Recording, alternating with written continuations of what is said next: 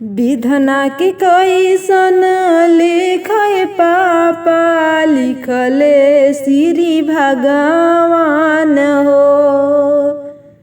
विधना के कैसन लिखे पापा लिखले श्री भगवान हो।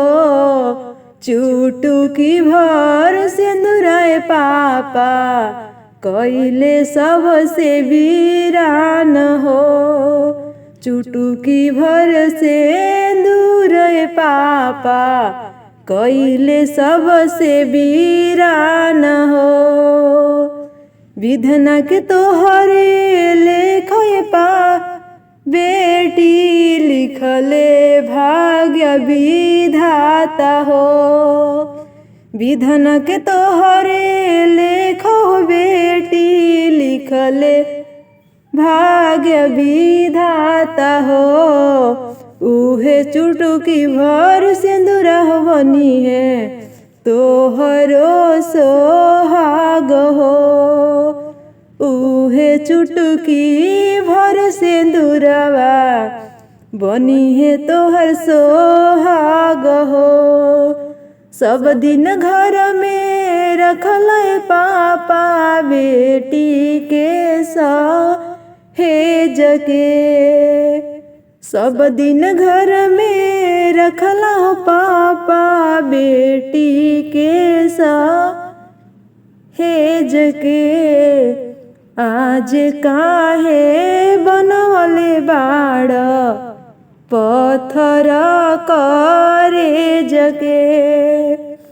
आज काहे बनवले हो बाड़ पत्थर करेज के।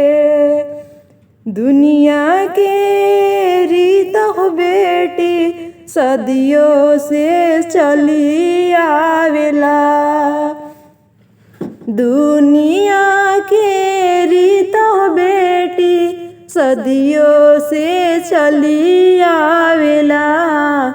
पापा घरे जन्म हो बेटी पाहुन बनी के रहेला।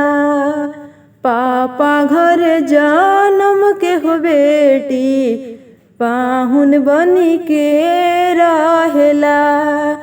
झर झर अखिया पूछे पापा कैसे तेजब करेज के। झर झर अखिया पूछे हो पापा कैसे तेजब करेज के। कैसे घर में रहबो पापा हमके दूर भेज के। कैसे घर में रहबो पापा हमके दूर भेज के। जैसे जल बिनु मछली हो बेटी वैसे पापा तोहरे तड़पेले। जैसे जल बिनु मछली हो बेटी वैसे पापा तोहर तड़पेले। कैसे करी है तोहर विदैया अखिया हमरो बरसेला। कैसे करी है तोहर विदैया अखिया हमरो बरसेला। विधना के कैसन लेखो पापा लिखले श्री भगवान हो।